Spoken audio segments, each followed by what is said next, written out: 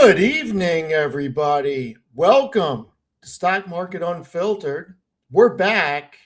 2 out of the three. Roy ended up having to bail. He's not feeling well. We hope he gets better. He is a doctor now, so he should be able to write himself a script. And But yeah, you know what? I'm going to say he's a doctor. He should be allowed to write himself a script. But we got Tevis on vacation joining us. The show must go on. And before Tevis starts telling us how it's going, Chels is right. We are live. And read the disclaimer. We are not financial advisors. We are not your financial advisor. We have no idea what your situation is. Do not make any decisions based on anything we talk about or anything that we may be doing. Because you know what? It may not even work out for us. So do your own due diligence. Take everything we say with a grain of salt. Tevis, how is it going down in wherever the hell you are? it's going great. It's going terrific. The weather is great. I actually, I didn't set an alarm this morning. First of all, I woke up whenever I woke up. I went and I got a coffee, and then I got a book, and I just read at a coffee place. And I haven't done that in years. And it was Shit you amazing. could do at home. No, dude, it's not the same. It's at home you have like all the, noise of your regular everyday life. And it was just fantastic, man. I haven't just sat down to read something for pleasure in a while, and that's great. That's great. Okay. Good. Were you by yourself? Reading? Yeah, exactly. Good. Myself Look reading. at you. That's You go on usually how- vacation by yourself. You go to coffee shops by yourself to read. I got to tell you, very interesting. Are you taking a little detour and flying to Cali next week to meet up with all of us? No, sorry, sir. I thought, you were going to round it off with coming out and hanging out with us. I love how you say round it off like it's not like a 13-hour flight for me to California. How far is it to go home? About the same. So what's the difference? Well, I live in one of them. So I would have to make the flight from California to home afterwards. yeah, There's going to be more events, man. dude, we're staying out there for 4 days. Okay. Okay. I'm going to be, if there's a Texas event, I'll be there. If of course if there's a Toronto event, I'll be there. So it's just like it's all good, man. I may not be leaving Texas. I wish I had that luxury, Steven. After the tweet storm I sent off this week, I may not be welcome in New York. Oh, I mean, Bill Ackman doesn't. He doesn't seem to think so. You're his favorite guy now. You saw that? I did see that. Crazy. I mean, I'm not gonna lie. I saw that and I called him. I was like, "You need to see this! Holy shit!" Yeah. I was shocked. Yeah, it was. You guys are besties now. You should get him on basis points. That may have been a conversation that I had. Amit may be working on it. Hey, I would love to get Ackman on. This guy is somebody who I've looked up to for a long time, so I would love to get him on. Hit him with the "May I meet you," and I'm sure that's going to be well received. And just talk. Listen, I could talk to that guy for 5 hours easily. I would love to pick his brain. Can you do me a favor? And I know what you're going to say. Don't even say it. I know what you're going to say. No, not that. So you're looking at me instead of looking away? Well, okay, sure. Can you make the screens like the two big ones? So you don't like this view? Well, you're wasting real estate for the people. It's just this is a better viewing experience. Okay. By the way, did Tanner tell you that there's a new widget where you can do polls in StreamYard? No. Tanner only calls me to talk about his problems, not to tell me things. So if you click widgets in StreamYard, you can set up a poll across all YouTube channels. That's pretty cool. Poll right now. Whoa. Which Where's supposed to- view do you like better? Full screen or normal widescreen? You can make a poll on my channel? It's craziness. Yes, Where the hell sir. is- So this is going on your channel and my channel. Where's widgets in StreamYard? On the right, underneath style, above notes. Oh, because you're host, I think. Oh, so you don't see that? Yeah. Gotcha. Okay.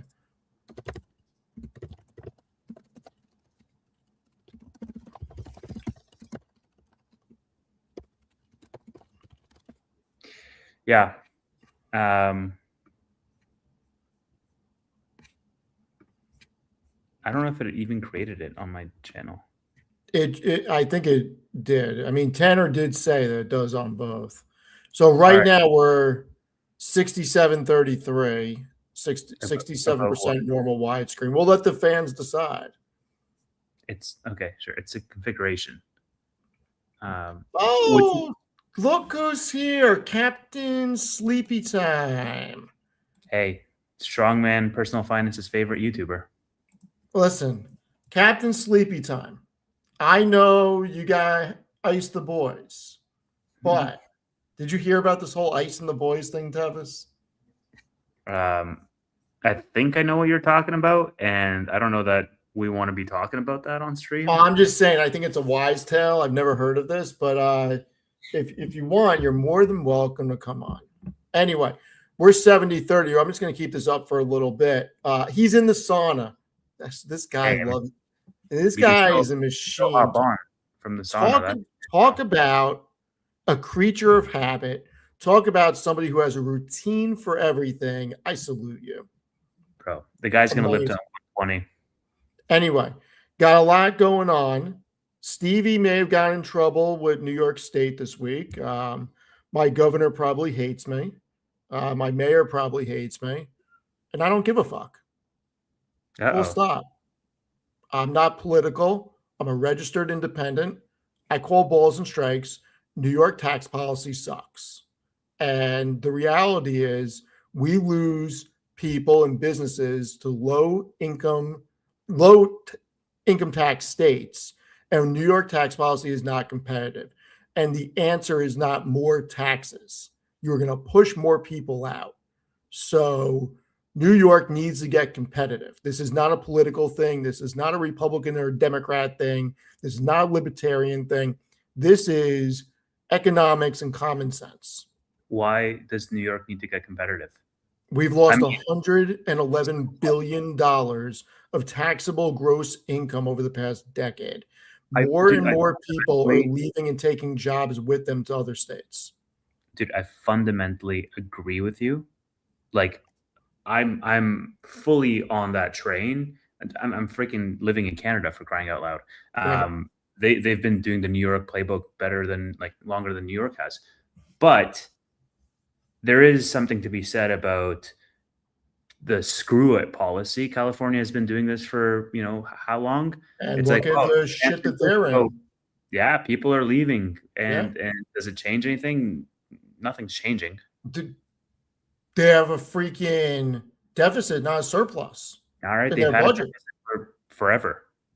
No, they were turning a freaking surplus a couple of years ago. Were they at a surplus? Yeah, like 40-50 billion. Really? Huge, sir. Now, I don't want to misspeak. I'm going to Google it right now. Well, yeah, what are they even at a surplus for? You know what? We're going to ask Claude. We're not going to Google it. We'll have Claude do the research. When was the last time California had a surplus? Also, this is not the show I signed up for. I'm here to talk about some fraud, baby.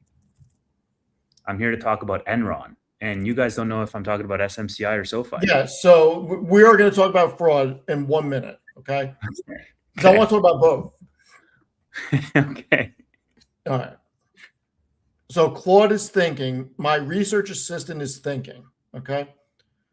California's last true surplus was in 2022, and it was a historic one. Governor Newsom claimed the state enjoyed a $97.5 billion surplus as the 22-23 budget was being finalized.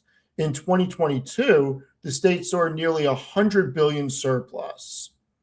As of right now,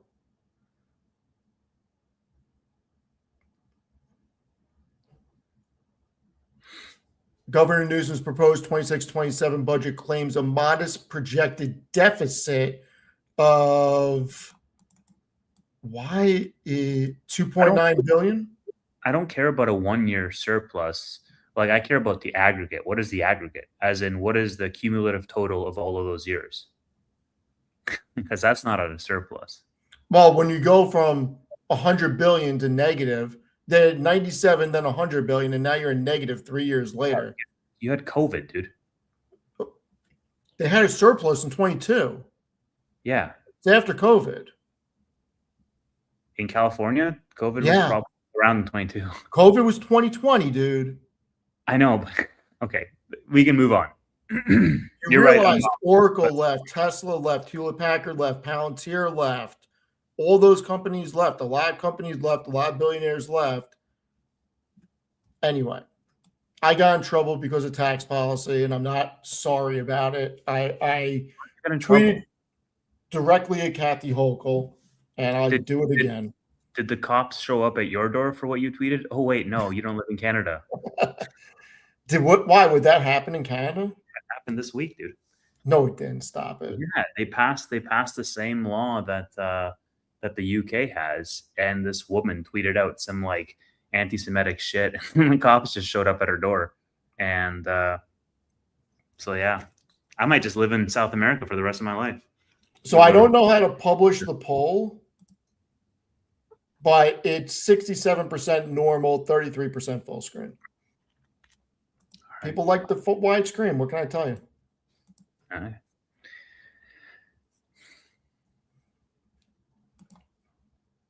Anyway, all right, let's get into some fraud, Tevis. SMCI, I mean, some shady shit going on. You have a co-founder and an executive smuggling NVIDIA chips. You got a board member stepping down. Stock goes down today big. I get calls from 9 in the morning until 10:30. Should we buy? I'm like, no, this can go lower. I said, don't be surprised. This is under 20. No, it's by the 2x, 3x long. I'm like, guys, I don't want any part of this. What if Jensen comes out and says, we're no longer selling you chips. We're no longer buying your products. Why would they do that? Why wouldn't they? Because play nice with the Trump administration. No. You could, okay. I think there is a case to be made that you could isolate this to a few bad actors. And once they're out of the picture, this is absolutely a buy the dip opportunity because it's a sort of zero-sum game. Like, this is what, the third biggest buyer of NVIDIA? Like, NVIDIA doesn't want to lose that business. If they can continue doing that business, they just company to fill the void. Yeah, well, how many companies currently exist to fill the void, bro? HP, Dell. Sure. You that's my point exactly. Like, you can name so many companies to fill the void. Like, it's in the mutual best interest of both companies to sweep this under the rug. And yeah, the CEO is going to probably see some prison time or something, and they're going to have some restructuring on the leadership side. But I think it would be because it's not systemic. It's like isolated to a few bad actors, or at least that's how they're going to make it seem. Now, the bigger fear is if the government comes out, because it's having to do with China, if the government comes out and puts some type of restriction on them or like makes their life harder, that could very much be possible. I mean, don't be surprised. You got a U.S.-China summit coming up that just got pushed back. Don't be surprised if the administration doesn't call Jensen and saying, hey, these guys, you don't sell to these guys if you want to be able to sell chips to China. Sure. I would not touch this. That's a real risk right now because it's all a freaking leverage situation with China. I'm not saying it's going to happen. It is a risk to consider. Sure. Yeah, but like, again, it's if the government gets involved, right? I think that barring that, I mean, it'd be interesting, right? Because I could see this as a buy the dip, not immediately, but there could be some opportunity there. Because the industry's growing and expanding, and ultimately, like these guys are a massive player in the space, and so if in fact this does resolve itself, it's the same thing as buying another stock with some legal overhang, right? Like you guys were buying VG when there were like legal troubles or whatever, lawsuit risk, and that turned out to be great. Why should this be any different? Not like don't go out and buy it That's on a fair Monday. point. Like let the dust settle a little bit, but like ultimately, I don't see, sure you're going to see some of the numbers be adjusted to actually reflect their, the new state. Based on what those numbers are, I could see people buying. Now, will I buy it?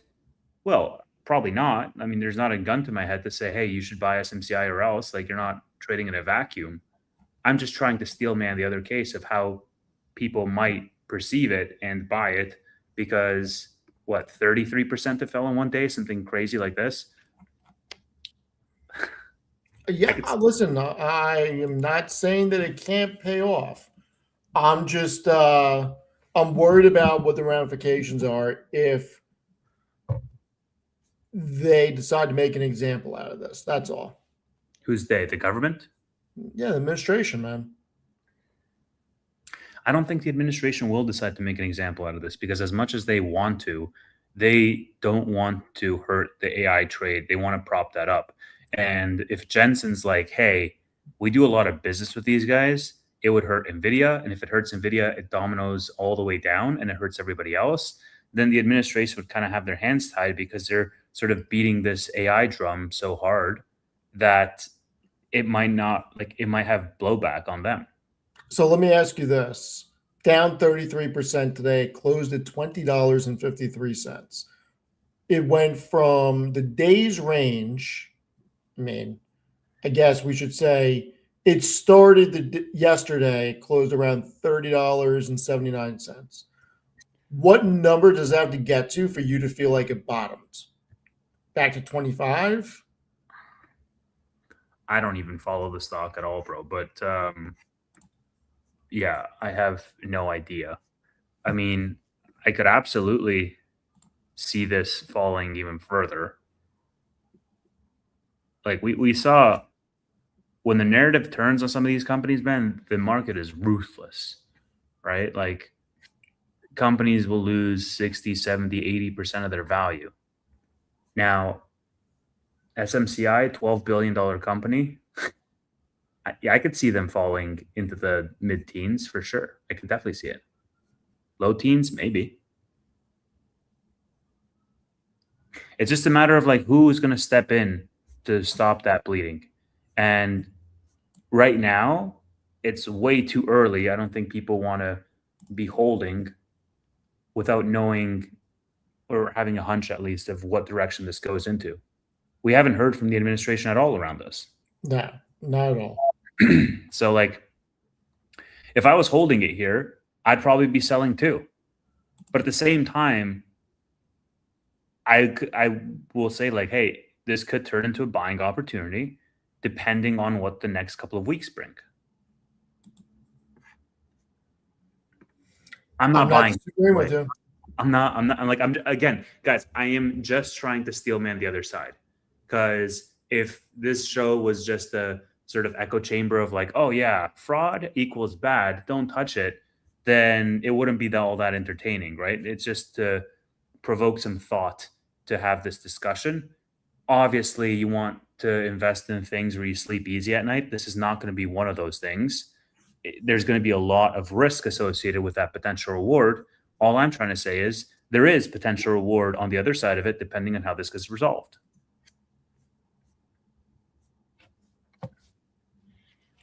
Off topic, I wonder why that did not work. So, Lee, I'm saying hello to you in StreamYard, but I'm not seeing it come up on X's chat for some reason. Can you let me know if you can see my comment to you, please? I can see what you're writing. Shows up in StreamYard. Trying to be better about interacting with the chat on X also. Tevis is something I'm staying away from. Is there money to be made? Maybe. Is short interest going to go up? Probably. Yeah. I wouldn't be surprised if this goes to 15 or 10. Also, wouldn't be surprised if this starts running next week. I don't have the time to put up with it. So for me, it's not something worth it. And we'll see. Honestly, man, with Trump, I could totally see him starting to talk about a potential delisting altogether. That I think would have this thing trade way lower. Because people in the chat are saying this is not even their first rodeo with doing shady, nefarious stuff. So I'd add it to a watch list, and I would wait for a couple of weeks, not days, a couple of weeks, and see what happens. But yeah, it's definitely a high risk play, for sure. Yeah, it's high risk. I think there's better plays, but we did say last year we wouldn't be surprised if they were a go-between for China. I mean, I don't remember if I said it or if you said it or if Chris said it. Somebody said it last year, and I think we all agreed. Were you in the SMCI trade? Was it Matt? No, I definitely wasn't. It was Matt, I think. So there was Matt, Chris, and myself, and maybe a Mitt. Somebody said it, and I'm not going to say that I said it because I really don't remember. I just remember that one of us said it, and we all kind of agreed that it could definitely be a possibility. And it looks like whoever said it last year ended up being correct. Yeah. I know Matt made quite a bit of money on SMCI, I believe, if I'm not mistaken. I've never owned SMCI in my life. SMCI last year, so the way that trade went down is I had spoken to 2 accountants and went over with them the details of what was going on, and I asked them to do me a favor and look at it and tell me what they thought. And they said based on what they saw and who the auditing firm was, it was something that they wouldn't be worried about. And that's what made me say, okay, it's trading at a discount to book value. If this gets cleared up, I think this can pop 20, 30%. And that's why I proposed to the group that this may be something worth it. And then Chris started flushing it out with me, and then Amit and Matt, and we all kind of got in it. I think Chris and Matt bought options, though. I may have bought options, is not a lot. Maybe they did spreads. I don't remember. You currently don't have a position in this, right? No. I've been out of this for 8-10 months or something like that. Does anybody in the community have a position in this? I don't believe so. Yeah. Wild news, man. And especially this guy is a freaking billionaire, and he was just literally doing it himself. It's just, I don't know. Every day is another episode in this reality TV show that we live in, man. Kind of cool. Oh, the White House Quant is here. White House Quant, why don't you, if you're up to it, I know that you and I spoke for a while and you probably hate me and you don't want to come on, but if you want to hang out with Tevis and I, check your WhatsApp. Now, talk to us let's about your move to the real fraud, Tevis. Yes, the Enron. The Enron. I mean, when you hear the words, if I said to you, Tevis, I think this company has Enron-esque vibes. What's the first thing that comes to your mind? SOFI, obviously. Okay, what's the second thing that comes to your mind? SMCI. That's not what I was hoping you would say, but okay. What's the third thing that comes to your mind? I don't know. That when I say this company has Enron-esque vibes, there's probably some shady shit going on. There could be fraud, right? Who says that? And I said it on my post very publicly. Everybody's entitled to their own opinion, and I am not mad at Muddy Waters for putting a short report out. Now, I'm not gonna I'm not gonna comment on if I believe there's an ethical line or not with certain things. My opinion doesn't matter. Okay, you Mhm. have laws and regulations for that. My opinion is that they did not do enough research, and there are many things that you can poke holes through in their report. And I just don't think that they did the level of due diligence that they should have done before putting out a short report. Can you say like that about any short report? I like they all have No, I serious. think there's short reports that I've read that made a lot of sense. Yeah, I mean, but like most short reports rely on FUD and these like tantalizing, fear-inducing, clickbaity headlines without too much meat or semi-recycled arguments, because the many of the arguments in the Muddy Waters report, like we've seen them in 2022. Was it Citron, or like there was definitely other short reports on SoFi that we saw the same type of arguments being laid out. Now, Muddy Waters did bring up some stuff. I know Chris started talking quite a bit about like the circular, what do you call it, investment, where they basically front the money. But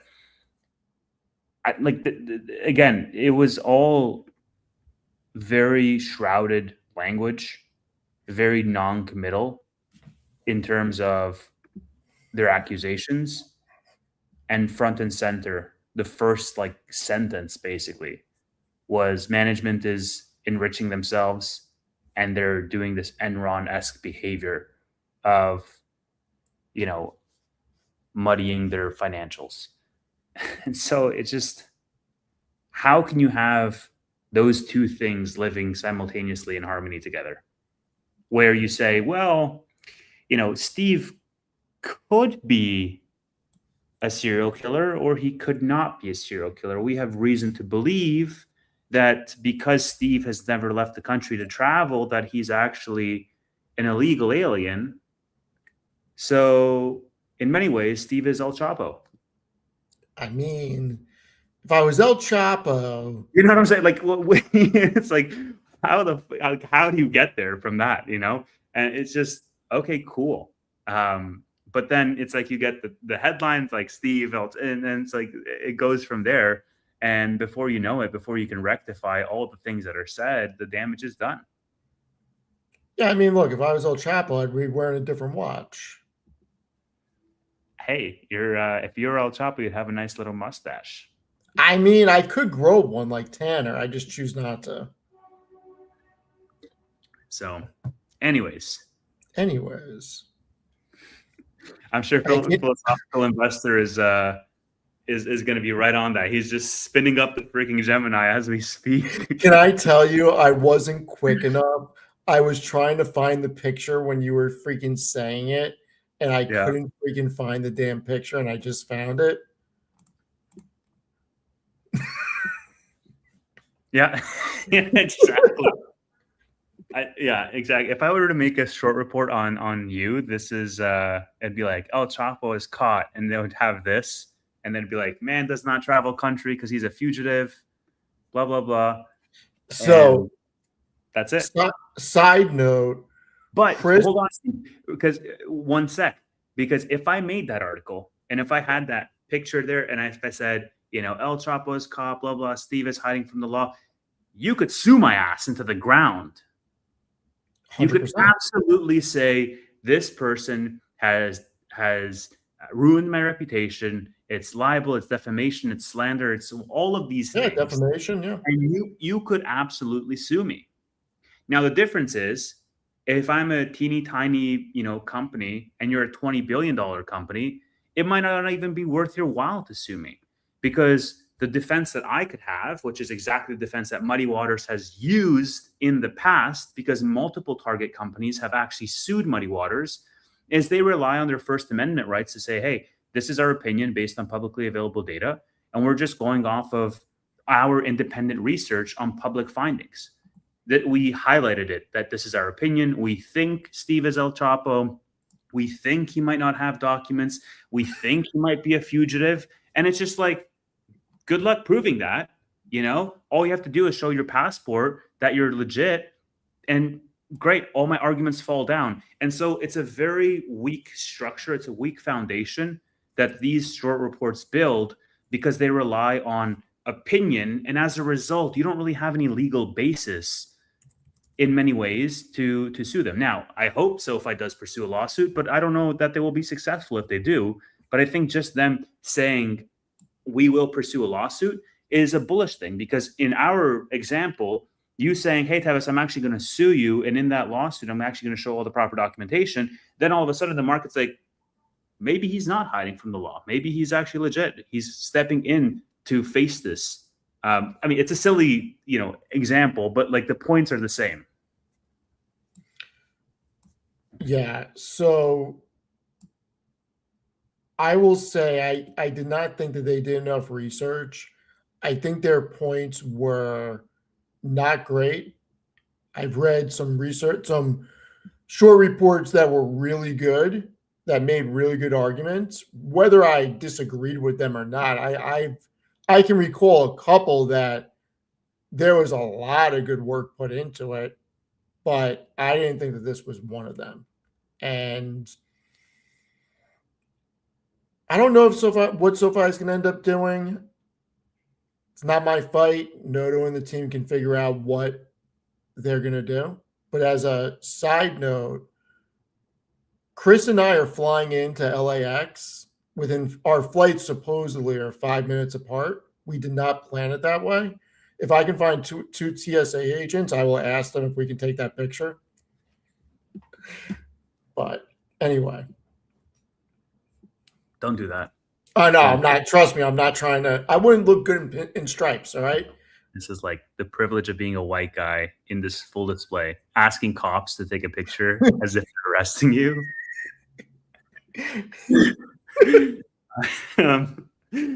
Yeah. With Chris sitting there, I'd have to tell him the backstory. Chris sitting there laughing at me.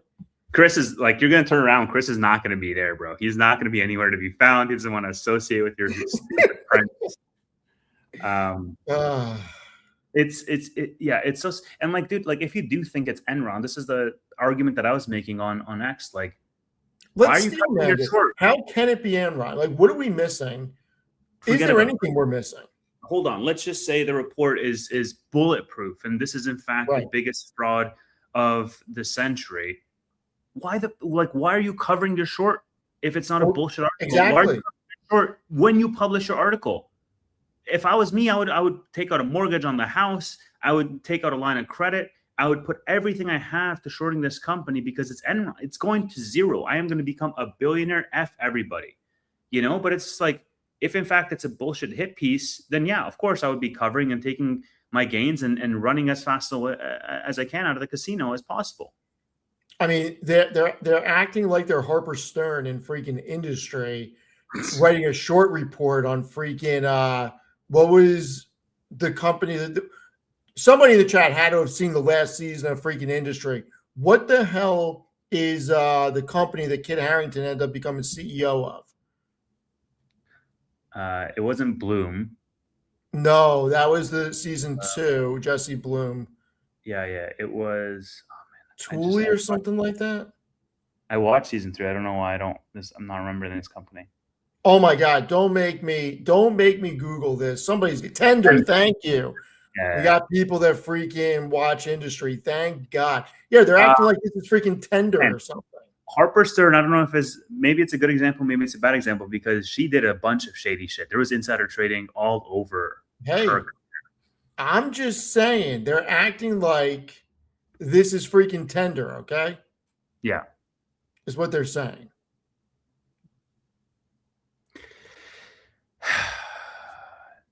So did you buy more SOFI this week? Did you buy anything this week, Steven? You obviously didn't see my Twitter account today. You're on Twitter? For the first time in my life, I went public with a buy.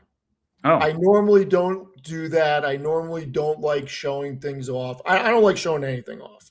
But I sent it to Amit, and he's like, dude, post it. I'm like, I really don't want to. He's like, dude, trust me, post it. It's going to get so many views. So he's like, just put $ NVDA. I'm like, fine. I bought 100 shares of NVIDIA today. I also bought some Microsoft and Salesforce.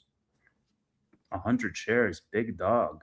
And I got to tell you, I am shocked that many people care that I bought 100 shares of freaking NVIDIA. I cannot believe that many people care. Wow. Steve, I do think it was a very opportunistic buy for me, not anybody else, but for me.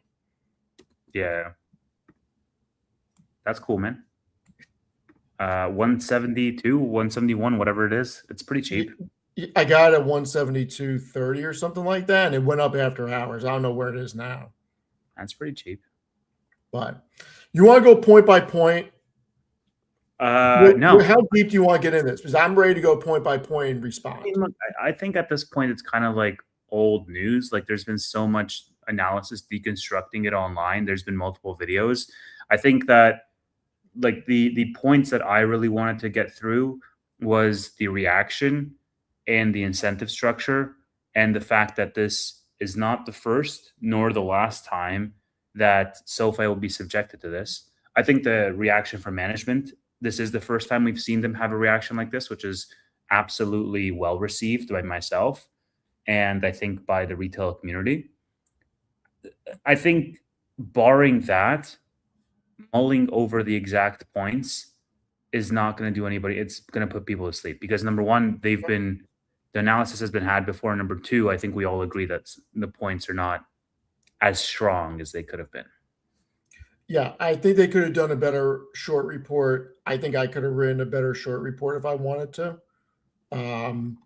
Now you should do that. That would be an interesting exercise. If like we who are long actually write our own short reports and then talk about it on stream, I think that could be pretty interesting because you could come up with some very nuanced conversation topics. Joe Z, thank you so much for the $5. Not sure if you met Steve in person. He says he doesn't use product in his hair. I have met him in person. I have not run my fingers through his hair. He wouldn't let me do that. So I don't know if he uses product or not, but He is actually more handsome in person than he is on camera. So shit. That's not what I'm trying to do. All right. Are you ready? I think that they're just doing this just to troll me, okay? I legitimately just got out of the shower to wake the hell up before the stream. This is how my hair dries. Like, there's no product in the hair, okay? Just how my hair dries. So we got to stop with the whole Steve uses product in his hair because he doesn't. What's wrong with the product? There's nothing wrong with product. I just don't put product in my hair. Yeah. Don't need to. You definitely don't need to. No. Anyway. Cool, man. Yeah, I mean, that would be an interesting exercise. If I was going to write a short report, I don't know that there's anything that you can attack that they're doing the way that Muddy Waters got so specific. Mm-hmm. The approach I would have taken was, look, the market was pricing in 2 cuts, and it's arguable that it was pricing in 3 cuts. We knew that a new Fed chair was going to come in May. We knew it was Kevin Warsh. We knew that he was likely to have the same ideas as the administration. And it doesn't look like we are going to get a rate cut anytime soon. CME Group is pricing in 1 cut this year. And that completely changes the narrative around SoFi's guidance because SoFi guided in a much different macroeconomic environment. And I would have went down that road and said, I would say, like, listen, I'm not sure if it's a short per se, but I think that it goes down before it goes up. And I think you can build a bear case for the short term. And then you can also go into if oil's higher for longer and if AI becomes a job destroyer and you go into recession, so if I could have loans on the book that default, et cetera, those are risks that everybody knows. And I think you could build something like that out. Going the route that Muddy Waters did, I think is crazy because they were so hyper specific in things that I think they made mistakes on. Like they just open themselves up when you get that hyper specific. Yeah. Yeah. But you know what else they do when you get hyper specific? You completely disorient people who don't know what they hold because you sound really smart because there's people who might have no idea what muddy water. Do you know that like I saw the Muddy Waters report. I was live with Roy, and I put the entire report on Claude, and I said, "Hey, this is a short report on SoFi. Um, break out the main points," and it broke out the six, arguments that it had. And I said, "I want you to rank the short report out of 10, 10 being super legitimate and 0 being complete BS." Do you know what the score Claude gave it was? 7? 7.5. Really? Yeah. And it was Huh. just like, hey, these are, the nuances, and SoFi is actually doing this that's bad, and SoFi is doing this that's bad. I'm like, what the heck? And so late, I couldn't read it that night, but the next day, I sat down and actually read the report myself, and I was like, I don't agree here with it. And so my point is like, I could come to my own conclusions because I've done enough homework on SoFi as a company, and I've been following it, for like 4 years now. But imagine a normal retail investor who like maybe watches some of our videos and then they bought SoFi, and it's not their top position, but it's a position that they hold, and they don't necessarily know how the life of loan losses work and the depreciation schedules and all this other like complex financial stuff works about the business. They know about their product lines, whatnot, and they plug it into an AI, and then Claude tells them it's a 7.5 out of 10, and these guys are calling it Enron, and everybody's panicking, and the stock is falling. I could see how somebody could get shaken out because they don't exactly know what they hold, and they haven't done that due diligence to actually come to their own conclusions. I could totally see it. Yeah, I understand, and you make a very good point with that. What people may not understand about SoFi, the fact that they have a national bank charter or a bank charter for that matter, Yeah. they're governed by the OCC. Now, look, there are banks that have failed, obviously. Silicon Valley, most recent, a couple of others. But the reality is that there are very strict guidelines that they have to follow in order for them to get a banking license. The OCC is not just handing out banking licenses to anybody. That's first. So they Yeah. had to pass very specific criteria. They also have to meet very specific annualized guidelines. So to say that this is an Enron-esque scenario, I wouldn't classify Silicon Valley Bank as an Enron-esque scenario because they folded for a very specific reason. They didn't mitigate risk with bonds. They were off sides in a market where you can make the argument that they truly didn't see it coming, and then they had a run on the bank very quickly. And especially when you have people like, and look, I happen to like, I'm not going to say the name, but one of the people who is very public about having his founders that he in the companies that he was invested in go pull their money. I mean, that was all over very high profile podcasts. So that didn't help the situation, but they had every right to pull their money. Now, that I would not classify that as Enron risk. It wasn't. There was no fraud. They mismanaged funds with treasury yields. SoFi being classified as Enron-esque, I think is absolutely crazy. And I hate when people resort to like, oh, a bank run, or if delinquencies get too high, then all of a sudden they're in deep trouble. It's like, yeah, dude, that's all banks. Right. Every single bank, from the biggest to the smallest, has the risk of high delinquencies in a tough macro environment. And every single bank has the risk of a bank run. That is not specific to SoFi. It is not unique to any one particular bank. The only thing that's different is SoFi has a stricter guideline of who they write to. That's Yeah, really the only absolutely. difference, the level of credit that they write. And that's a moat because the level of credit is higher than the rest of the Exactly. banks. So, yeah, they're under intent. And then, like, the other thing is, like, they get external audits by Deloitte and by others. And it's like, I mean, I was tongue in cheek in my post, and I said, look, it's either this like global freaking conspiracy between all the agencies, all the regulators, all the external auditors, or you're wrong.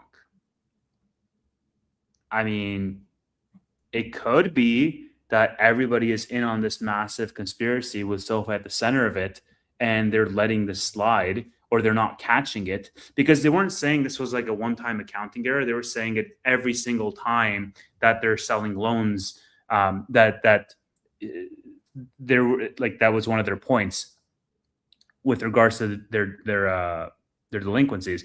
And it's like, well, chances are the simplest explanation is that you're wrong. Like, Muddy Waters article is wrong. So anyways, it's I hope SoFi does come out with some more concrete points, even if it's just a blog post, like, hey, here's all the points, and here's them broken down, and here's the actual references to them. I'm Now, not a lawyer. A part of me wants them to do that, to They send a open signal. themselves up to things, though. And they're already opened up, man. All of this stuff I is get it. audited. But then the reason I don't want, like, the other part of me that doesn't want them to do this is simply because it gives free publicity to these freaking firms that they thrive off of that publicity. You know, like, some random account is starting to bug you. The best thing you can do is just not respond, because the more you respond, the more it becomes this big argument. You're just giving free press to that person, you know? I mean, I'd love to see SoFi have Hager give the rebuttal. I think that'd be great. I mean, they can have any. There's Or Chris Lapointe. I wouldn't want to see Noto do it. I'd like to see Chris Lapointe do it, actually. It's a company full of smart people. It doesn't matter who does it. Yeah. So I think Noto buying 1.5 million this month was kind of cool. Definitely interesting. And then somebody on X is like, oh, well, the CEO is buying just to backstop the bleeding. And Noto responded. I don't know if you saw that, but he's like, you don't know my circumstances. He's like, I'm buying because I'm bullish, and that's pretty much it. Yeah. He, like, flat out said that in a tweet. And I was like, I love that he flat out said that. This is a guy that in 2022, I believe, was buying at 14. He made, right after Q2 earnings, when it was at 14 or 14.50, he bought one or two tranches at that level. I mean, he's bought at all different levels, not just when the stock was at 5 and 6.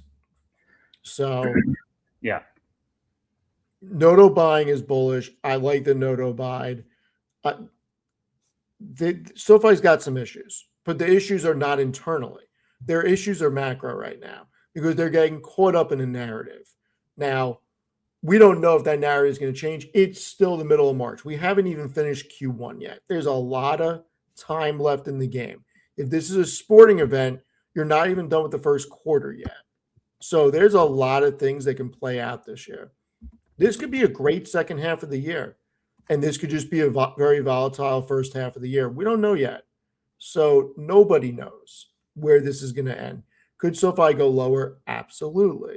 It could also rebound in the second half of the year or even later in Q2. Who knows? I'm not expecting Q1 earnings to be bad by any means. Yeah. It's been interesting, Steve, because SoFi has actually been pushing quite a lot around their promotions. I mean, if you just look at Anthony Noto's page, he's been pushing their what do you call it? Their discounts, their checking and savings bonuses for direct deposit, and the amount of money that they give back, and their referral bonuses. And to me, it's interesting because that's coincided in times where, like, they're going heavy on the user acquisition front. Because they've done this before in previous quarters. They've gone very heavy on X, just talking about, like, hey, like Anthony Noto personally sharing his referral bonus or whatever. I think they need to do that. I think they need to do a better job of telling the story, and they need to do a better job at showing their products. A lot of people, for better or worse, have an opinion that Hood's infrastructure and ecosystem is much better. Yeah. And I'm not going to say it is or it isn't. What I'm saying is that there is a very big narrative right now, and I think that I see it in the numbers that people are gravitating toward Hood's products, at least for investing right now. And I know SoFi, their game is not necessarily truly investing, it's the whole suite of things and everything else. But when you think about a wealth transfer over the next 5 to 10 to 15 years, maybe even 20 years, Robinhood is SoFi's number one competitor. There Yeah. is no other way around it. They're not competing against Bank of America and JP Morgan. People that inherit money, their parents likely have their capital or their grandparents, aunts and uncles, whatever. The older generation, as a broader statement, probably has their capital at a Wells Fargo or US Bank Corp, not a SoFi or not a Robinhood. So then the decision is going to become, do I leave that capital in one of the old school institutions, or do I move it to SoFi or Hood? Not the other way around. I don't think that there's a large percentage of the baby boomer population that's holding their assets in Robinhood and SoFi. I think it's the other way around. They're holding it in one of the legacy institutions. And if I'm correct, SoFi needs to do a better job at why it's more advantageous to utilize their ecosystem than Robinhood's. Yeah, I mean, kind Think of about seg- this. Let kind me of put you this way. I yeah, sure. know what Robinhood's match is. I was thinking about moving money there because of the match on IRAs. Yeah, I mean, the match is great for a large percentage of people, but there's also people who don't really care what the match is, and they just go to whatever is the smoothest user experience. And in many ways, Robinhood could win that battle too. I'm not sure. It's kind of interesting, Steve. Like what I was about to say was how AI might change this dynamic. I mean, we've been talking about Robinhood versus SoFi for years now, like literally years, not an exaggeration, and compared them from a user experience perspective, from a product offering perspective. But the new factor that we have to consider is AI equalizing SaaS, right? Because one competitor that I didn't see in this space is Perplexity. Dude, Perplexity Finance is sick. And now they had just have Plaid integration as well. Like you can put trades through Perplexity now. You could look at your live data through Perplexity. That didn't exist. You know, Public is now making a big push as well. I don't know if you I saw their was going to commercial. ask you about Public. I saw something about them where they're talking about AI and being able to create a AI profile and have it trade for you based on your parameters and all that stuff. Exactly. And so like that's what makes the landscape more nuanced and dynamic. Because what is the actual competitive advantage that you have in a world where AI equalizes software? Well, for Robinhood, you could argue that it's their speed. You could argue that it's their user experience. You could argue that it's tokenization that's ultimately going to be the thing that allows them to win. For SoFi, I would make an argument that the bank charter provides the strongest level of moat that they could possibly have over these competitors because, again, it's not going to be a feature or two features anymore because those features can be aggregated and abstracted away by AI in record time relative to previous years. So that's something you have to think about as a whole. It's not just Robinhood versus SoFi anymore. It's Robinhood versus SoFi versus all these new entrants that are AI powered. And I will tell you this, if Public does come out with a platform where you can configure an AI bot to trade for you and set the parameters without having to build it in Claude and then do an API to a trading account, they do it internally. I would open up a Public account. I would move some money there to play with it because I would feel a lot safer everything being inside of the ecosystem of the trading platform rather than having to build my own bot and then hook it up through an API. I think it's just a lot of people would have peace of mind with that. And that is going to be a first market mover that wins a lot of market share, whoever does that right. I mean, it sounds like you're making a point on the user experience because Public does it through an API as well and to Plaid through to your brokerage.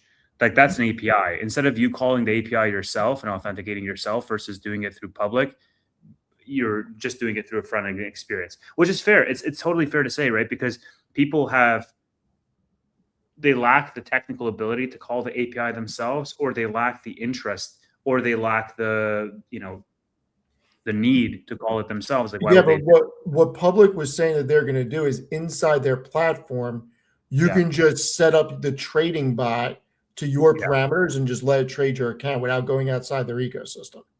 Yeah, but the trading would be done through the same API that you can yourself call. You can build the bot in a weekend if you wanted to. No, I get that, but that's the whole point about using Public instead of doing it on your own. There's nothing that can get screwed up. It's already on their system, and all you have to do is tell it your stop, like you're 5% down, 5% up, get out, that type Yeah, of but stuff. you also give up flexibility because the bot is only tweaked by Public. Like, you can change the parameters, but the actual fundamental algorithm of the bot is it's a product that's wrapped up for you. Right, but for somebody like me, that's a lot safer because then I'm not building it. I don't have to hook it up to the account. It's already a feature of the account. Eventually, E-Trade will have it. Eventually, Hood will have it. Eventually, all these companies will have it. It's just a matter of when. And I think at that point, whoever has a really good one, they're going to get market share. But you're going to get people like me that don't want to go through the process of building it and then getting the API and then having to worry, is this hooked up correctly? Is there any leaks, et cetera, et cetera? So whoever does it first and does it well, they're going to freaking do well. Yeah. Again, it's such a more dynamic landscape. And in that context, I think SoFi's tech team, like their B2C tech team, needs to have a lot more chops. Well, I don't want to speak out of turn because I'm sure they're doing stuff behind the scenes and writing isolated tests. But like, look, man, if you have, and we've picked on Jeremy Rischel quite a bit, but like, let's say you have Jeremy Rischel running a Who's race that? against, it's their CTO, SoFi's CTO, right? He's running a race against Robinhood CTO. He's running a race against Public CTO. And all of a sudden, now these other CTOs have, this special ability, which is AI, that makes them run faster. Well, you either need to have that special ability yourself just to maintain the same speed as everybody else, or you have to switch out that CTO for somebody who's a faster runner, or both. And so the point that I'm trying to make is that the landscape is much more dynamic. The race is going at a faster intensity now as a result of everybody having AI. And it puts more pressure today on SoFi's technology than 3 years from now, when, AI was limited to just ChatGPT and it was like really cool, but it was a fun toy, versus all of a sudden now this like intelligence layer that is the connective tissue of all the interactions that we have with software. I got it. And I think extrapolate that out by 3, 6, 9, 12 months from now, maybe more, but you'll definitely see people breaking away, companies breaking away in 12 months from now. Because again, if you're running at 7 miles per hour, I'm running at 7 miles per hour, all of a sudden you got these special running shoes that you run at 10. Well, 100 miles later, I won't be able to see you anymore. The gap widens because your speed increases over a period of time. If Robinhood and Public and Perplexity and whoever enters the race tomorrow is the fastest runner, over a set period of time, they're not only going to catch up, but they're going to accelerate even further and leave the rest behind. Now, you could say to me, well, Tevis, 3 years ago, Robinhood was doing this to SoFi organically without AI. Absolutely. But now what happens with AI? The gap even widens further. And so the pressure to adopt AI is even larger for a company like SoFi. And we know that they're doing it, right? They said AI and blockchain are the two big technological macro advancements that they want to lean into. They want to have the SoFi coach to have this like proactive recommendation engine, to have, the AI embedded in all the financial decisions. This is stuff that they're working on. I'm just calling out that the intensity of the race has increased. I agree 100%. Good. I mean, it's hard not to agree with what you said. We'll see. I don't know. I really hope SoFi changes their messaging, and I hope that they make a bigger push into certain things. We'll see. I think Robinhood's messaging is on point. I really do. And look, I don't own Robinhood. I don't own a single share of it. So it shows you I'm being unbiased. I own a lot of SoFi, no Robinhood.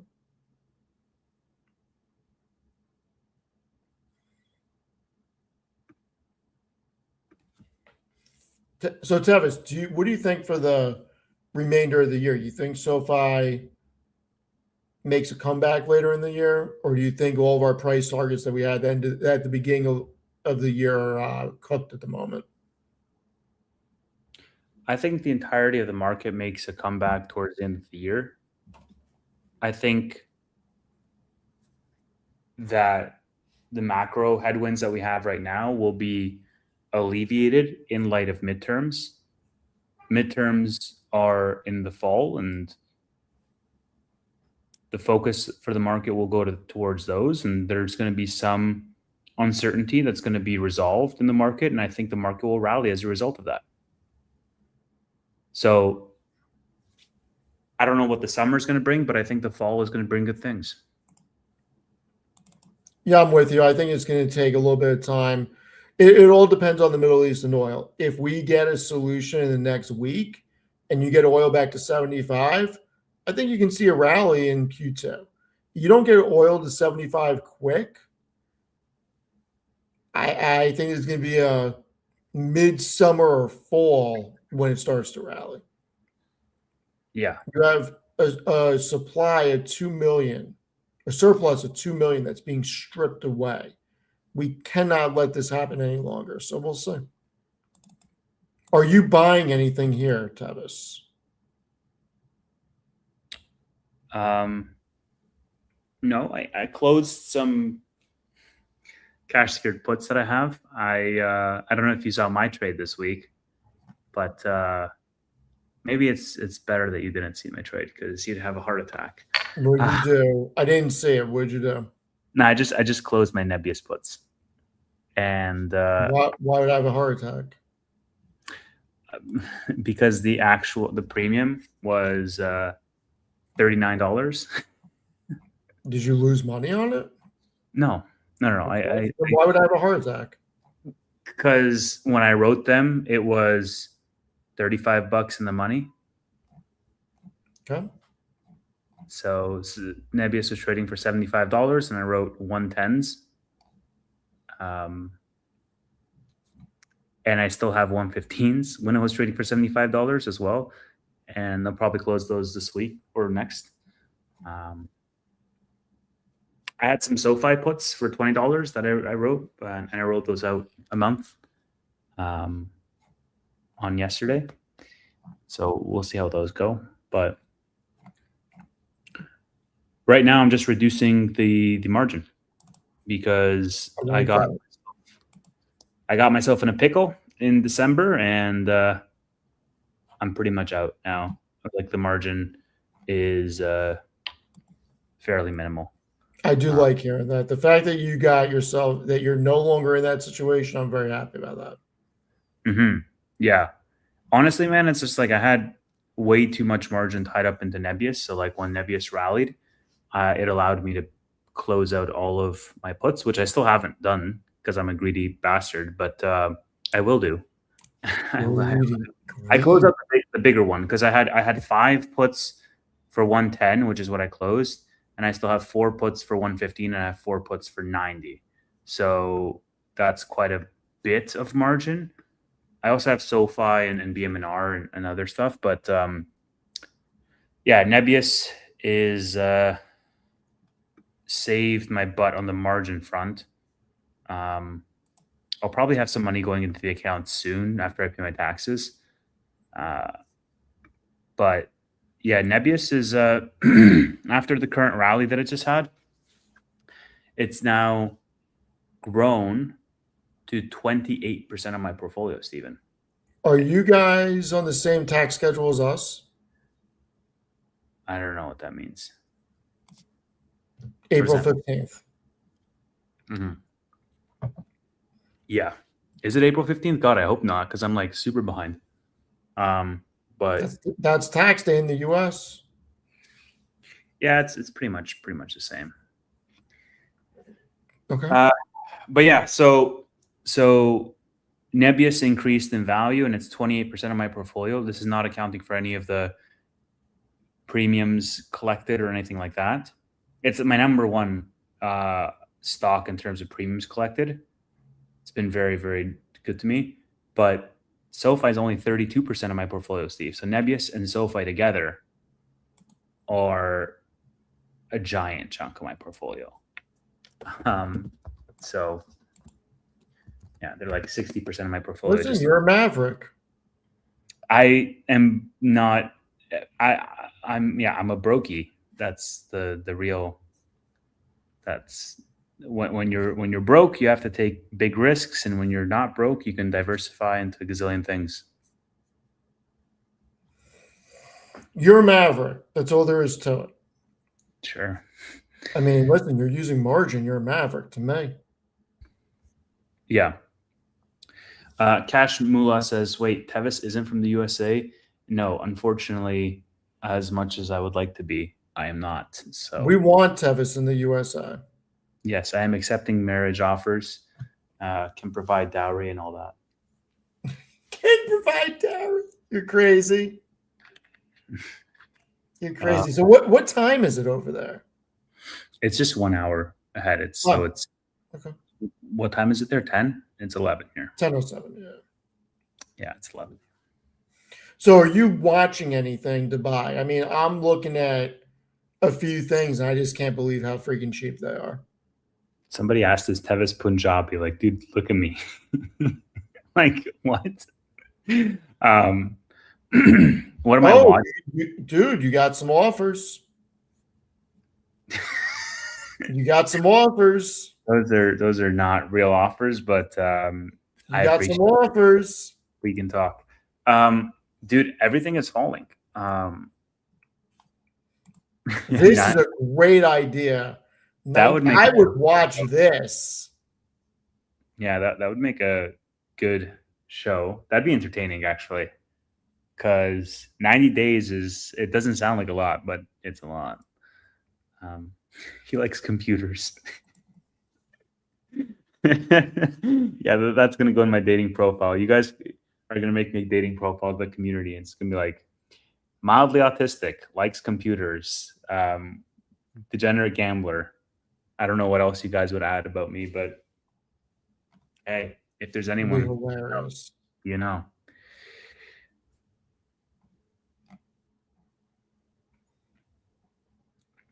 Tevis confessional be like, no one knows AI. Yeah, the bastard for Tevis. Oh man, that's a show. Nobody idea. knows how to vibe code. Yeah. Hilarious. In the US, height alone makes you to 20% on apps. Well, it's the remaining 80% that you have to think about, because Steve knows I'm a tall guy. Anyways. Anyway.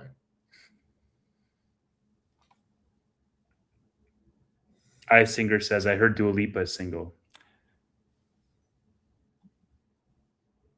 All right. Cool. Get after it. Yeah. What are we... Okay, so what am I watching? Dude, honestly, I was telling Roy today, I was like, oh man, like I might have to write some puts on a bunch of names because Tesla's at 367, Nvidia's at 170, Hood's at 70. Bro, it's and honestly, like SoFi at 60, 90, I don't like I could buy more SoFi, but like I would rather buy some other stuff. Lemonade has been one that I've been buying and I've been liking it. But yeah, this market is not looking great. It's kind of brutal, actually. I am boring, boring, boring. This week I bought Microsoft, Salesforce, and Nvidia. And in my dividend portfolio that I do publicly, sneak peek, no shock, I bought more Starwood today. I don't even know what that is. Starwood Property Trust, Barry Sternlich. Oh, yeah. So That's cool, man. I think that there's a lot of plays. Look, the reality is when it comes to real estate, I think that we've been here before. This is going to turn, and we're getting some really good deals right now. Mhm. And that's in a lot of sectors. Like, does the macroeconomic environment really matter for Microsoft? No.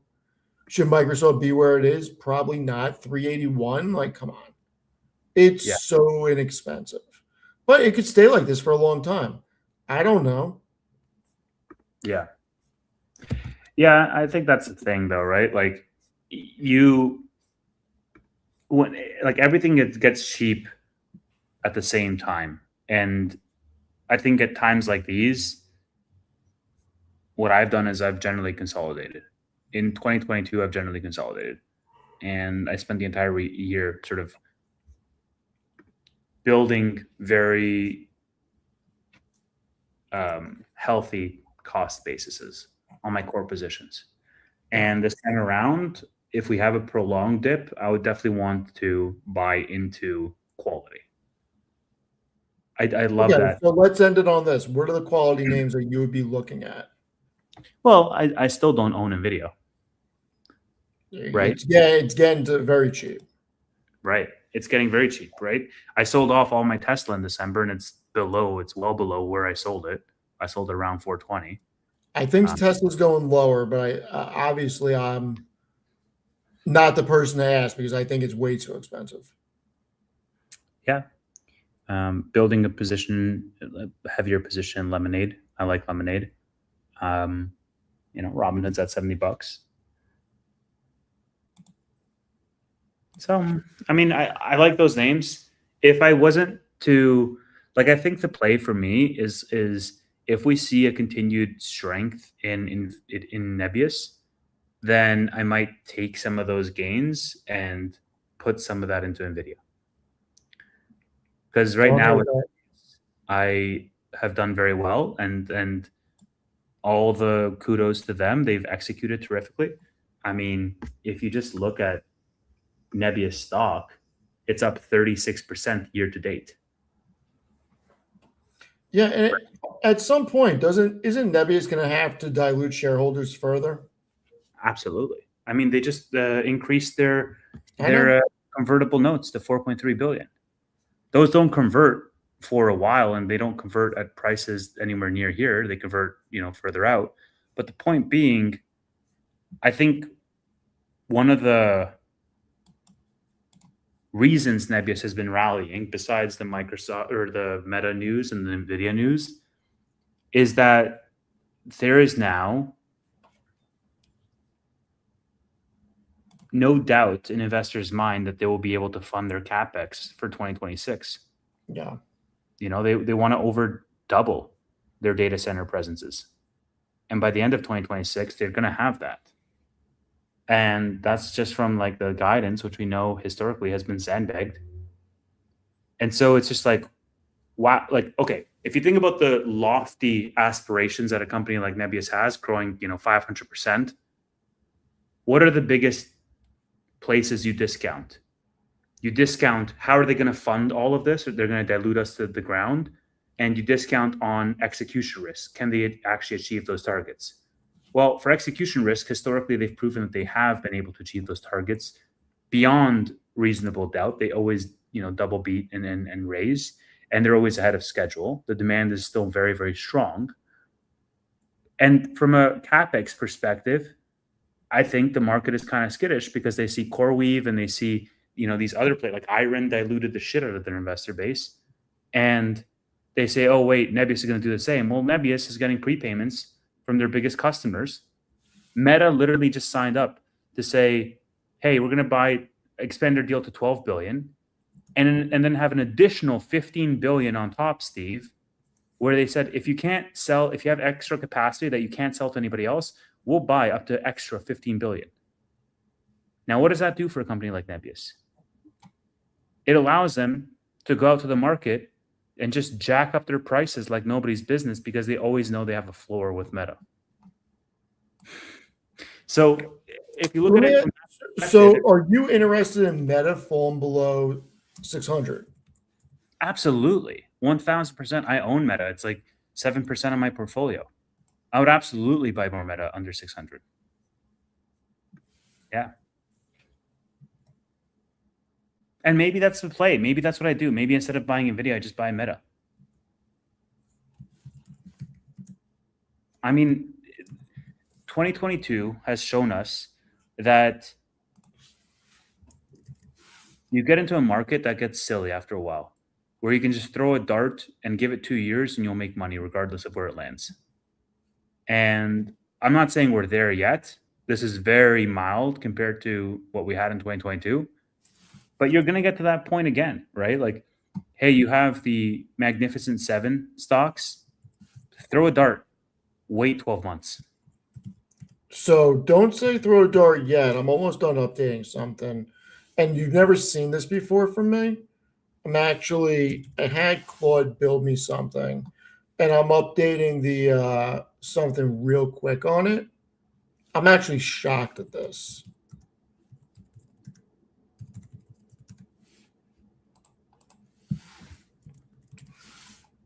But I think I'm going to buy more Microsoft. That's the one I'm most interested in right now. That and Amazon. I think I'm done with NVIDIA. And I'm not saying I'm done with NVIDIA. I'm done with NVIDIA. I'm done buying it, I think. You own a lot of it, so I understand.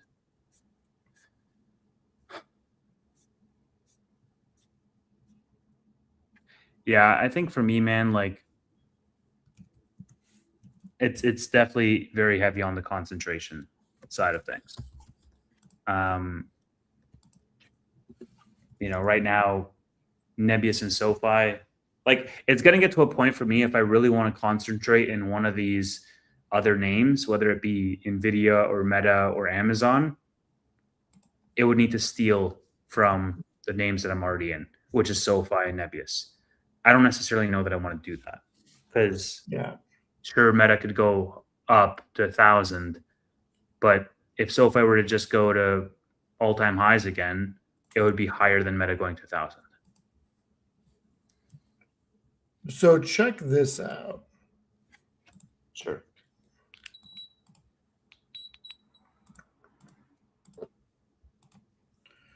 So I had Claude build me out a PEG ratio calculator. Sure. And it gave me everything, and it did all the valuation metrics, gave you the PEG, et cetera, et cetera. Yeah. I just updated the EPS on all of them because some of them were right, some of them were wrong. I'm not sure where they pulled the information. I wanted to pull everything from Seeking Alpha, so I wrote in Seeking Alphas. NVIDIA has a trailing PEG of 0.89 and a forward PEG of 0.53 on the average annual growth rate. Mm-hmm. How crazy is that? It's absolutely crazy. I think Meta's is really crazy also. Meta's trading at a forward PEG of just over 1.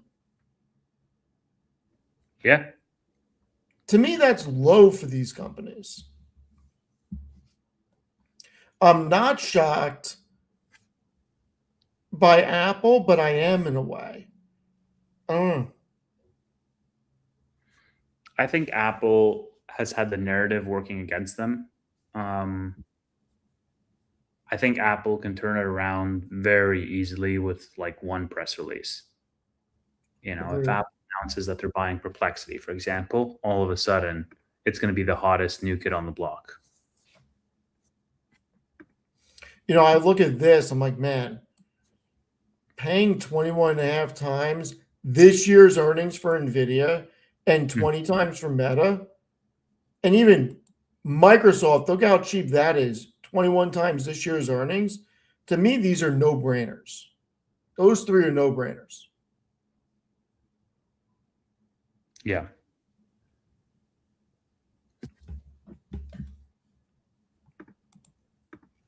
We'll see. We shall see. Are we wrapping there, sir? Yeah, we should. Let's wrap. Sure. All right, everyone. No after hours, right? No. All right. We're going to take a week off from after hours. Dr. Roy will be back with us next week. Tevis, when are you back from your excursion in South America? What day is it today? Friday. I don't know if I'll be back. Wait. I think I should be back by next Friday. So there's still time for you to go to California. No. When is California? See what I did there? When is California? The meetup is Saturday. This tomorrow? No, next Saturday. Oh. If the meetup was tomorrow, you think I'd still be sitting where I am? The meetup is next Saturday, and then what? We're all flying in Thursday and Friday. No, bro. I start a new job on Monday, so okay. I'm not gonna be able to do that. So fly back Sunday. No. Okay. Not gonna. I will commit to the next one though. Whenever you're going to commit to first weekend in May, Chicago.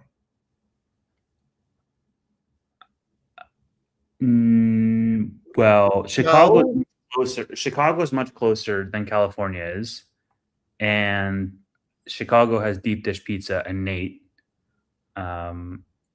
Chell said that she's going to find a very good pizzeria for us. Yeah, I went to oh god, what's that pizza place called in Chicago that I went to? That was great. It was I can't remember. It was something with a G. Guys, help me out. Something with a G. It was a deep dish place in Chicago, and it was delicious. Now, I am not going to say that deep dish. Yeah. Okay, I will go there with you, and anybody else that wants to go. I do not discriminate. I like all pizza. I will give it a fair shot. Yeah. Hold on. It's the first weekend in May. Let me actually see the calendar here. I'm pretty sure it's the 9th, Amit said. Oh, the 9th. Second weekend. Oh, whatever. Okay. Well, it's on a weekend? It's a Saturday, I believe. May 9th. I might be able to swing Chicago. Okay. I don't know if people want me to. I don't know who's going to be there in Chicago, but like it's much more realistic than California is because I don't want to fly freaking 5 hours to California or whatever it is. I don't want to be on a plane for that long, but I'm gonna be. Well, that's because you're a better man than I am, sir.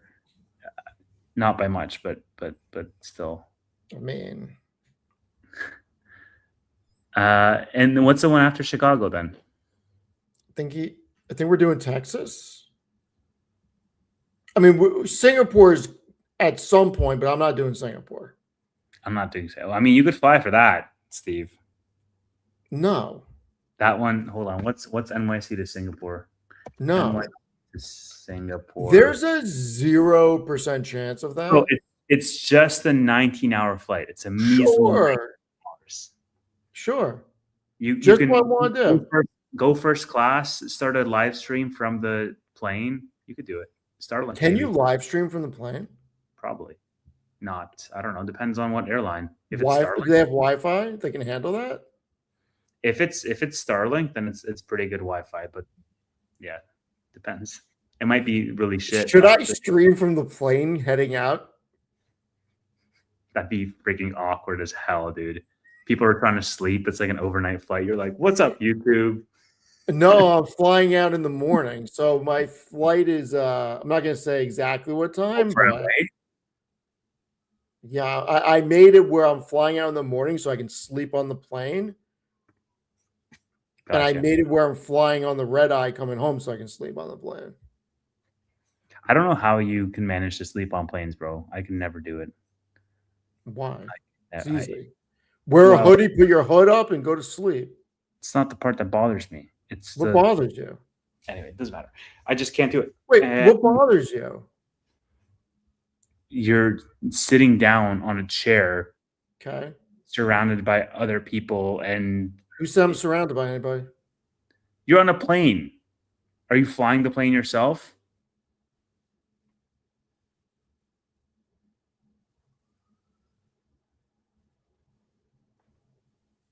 Exactly. What you're implying? You're in first class. That's great. You're still surrounded by people, Steve. Trust me, I'm not worried about people. Yeah. All right, what are they going to do? Kill me in my sleep? No, that's not my point. What's your My point? point is it's not comfortable to sleep on a plane. Okay. It's not comfortable. Okay. So yeah, Chicago, maybe. I'm a maybe for Chicago. About I'm not Texas? About Texas? Texas depends on what time. No. You have to go to Texas. Dude, I'm gonna be in Europe all summer. So if it's in What is this Europe stuff? what do you mean? What is this year? So normally, Steve, humans like to travel so that they can change their environment, especially when I can be arrested for my tweets in Canada. So I'm going to Europe for a while, probably 1 month or 2 months or 3 months, but I'll be back maybe in August. Okay. So I have homework assignments. Okay. Chels is on hers. I think we have the pizza place we're going to. Michelle and Ray, your homework assignment is barbecue because I want to go to Teddy, whatever the place is. Yeah, Teddy Black. Teddy Black's. I want the barbecue. Teddy Black's is Terry Black's. I think it's what it's called. Something black. I don't freaking know. Dude, go to Franklin's. Franklin's is the best. All I know is that when I'm in Texas, I want barbecue. Like I will come when we do Texas, I'll go for a couple of extra days just to eat barbecue. Like I'm so ready for that. Yeah.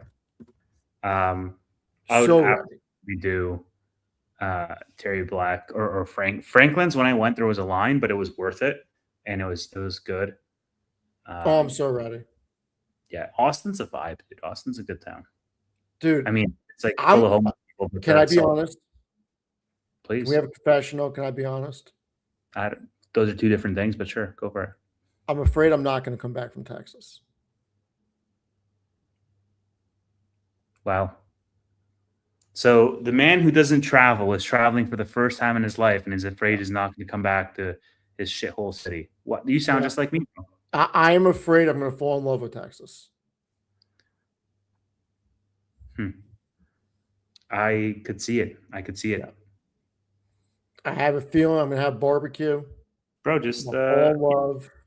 It's very simple. Take that wife of yours, quit your job, do full-time YouTube, and then just live in Austin. I mean, Austin's probably not where I would live. She'd love it. Buy her a hat, a pair of cowboy boots, and you're good to go. Austin's probably not where I would live. Well, wherever. I mean, get a freaking ranch. Yeah. Watch got awesome. Ray's got the spots. Yes, they got the spots. Love it. Dude, watch Yellowstone the show. I've never wanted to own a ranch more. Dude, like I haven't seen it multiple times. Like I haven't looked at property in Wyoming and fucking Montana. Exactly. Okay. Exactly.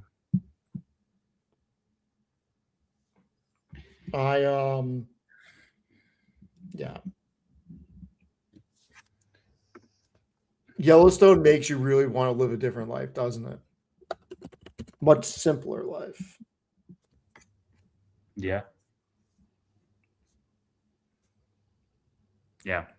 What are you laughing at? And just the comments. You know what, Steve? Can I tell you something? Yes. In front of 1,130 people, yes. There is not 1,200 people here. Are you kidding? Well, I have it on X also. Oh, how is there only like 200 people on my stream? Dude, how are you so famous now? It's just baffling. You're making me feel like the small channel. Anyway, your confession. Go on, sir. I really want to start another channel, and I don't want it to be finance related at all. And I know exactly what I want to do. I just need somebody to do it with who is in person. Oh. And that's the only deal breaker, because I would have talked to you about this before. But it's so fun. And what is it? I can't. You can. Just do it. I want to do a movie/TV show reaction channel. So like Mystery Science Theater 3000. There's a gazillion of them. I don't know the one you're talking about, but like you watch movies and you react to movies or TV shows. Cause like, think about it. Like Can I tell you what I said 2 hours ago to Matt? Did you say this? What I said to Matt 2 hours ago, and it's on YouTube, you can go back and listen to it, that I wanted to do not a stream, okay? Mm-hmm. For the Milk Gang, I wanted to, you know how in StreamYard you can do a recorded video, but never actually hit record and we can just talk? Yeah. Give the link to the Milk Gang and all watch a movie together and fucking comment. Exactly. But like that way, you can do that with like, so think about it this way. If you have your group of followers, you can watch the movie live on like a private Twitch stream or something, and everybody could be commenting, and then you post that clipped on YouTube, and you could essentially recycle your content like that, and it's evergreen content. And like, I feel like it's so fun too, because I love film and TV, and it would just be so cool. But like, it needs to be in person. Like, I just feel like it's a different vibe, man. If this feels like a freaking Zoom call, and it's fine for financial content, but like, if you had a Tevis and Steve reacts channel, that'd be so much fun. Like, think about it, man. All of these classic films you could watch and then you can do like movie rankings, TV show rankings. It would just be amazing. But it would have to be in person. That's the only problem. Yeah, so that, and I do want to start a different channel for GTA 6. Ooh, like a gaming channel? Yeah. Yeah. GTA 6 is going to be big. I'm so worried about losing my life in GTA 6. I mean, yeah. I don't know if it's going to launch this year or not. No, they say it's going to come out in November. Yeah. They've said many things. Ray, all right, one more thing. We're going to end on this. What movies, Ray, I must know. Ray has about 25 movies that he needs to watch. I need to know what's on your list, Ray. Just start listing them out in chat.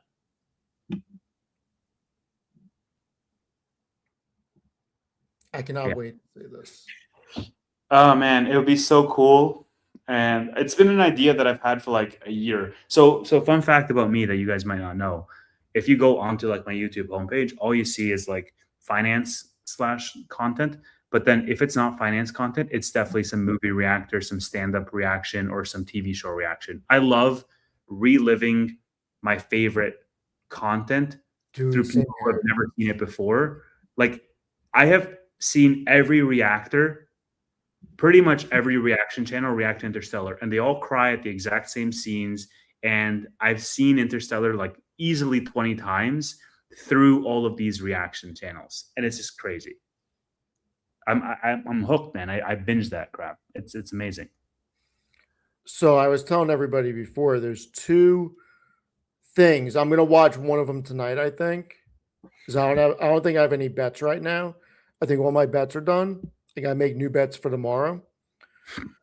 There are two things that I wanted to watch this weekend. One of them is the ESPN Films The Fab Five because it's the greatest basketball documentary ever.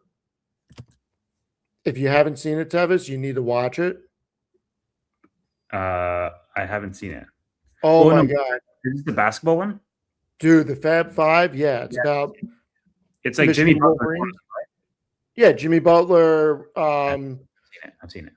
It's like LeBron, Jimmy Butler. No, it's not LeBron. It's Chris Webber, Jalen Rose, Juwan Howard, Jimmy King, and I'm sorry, Ray King and Jimmy Butler. Yeah. Incredible. And then Kobe Bryant's muse is freaking iconic. Oh my God. Dude, there will be nothing like The Last Dance, and you cannot convince me otherwise. That shit was here. Dude, I'm sorry. I watched The Last Dance. Have you seen Kobe Bryant's muse? No. Dude, better than Last Dance. This is why we need a reaction channel. We just can't. Tevis, I promise you, it's better than The Last Dance. All right. When we're both living in Texas, we need to regularly have like a big basement movie room set up with the cameras, and we just watch movies and react. And and don't get me wrong, The Last Dance is iconic because it's The Last Dance. It's incredible, and it's different. I don't know if it's fair for me to say Kobe Bryant's muse is better than The Last Dance, only because they're so different. But it is. And is it MUSE Muse? What do you mean? Or Moose? What are you saying? MUSE Muse. Muse, Steven. Muse. Same thing. Yeah. Whatever. You need to watch this. It is one of the greatest documentaries of all time. Like what he talks about, they actually show footage of him in rehab talking to old guys, just like regular civilians. Maybe I'll watch it tonight.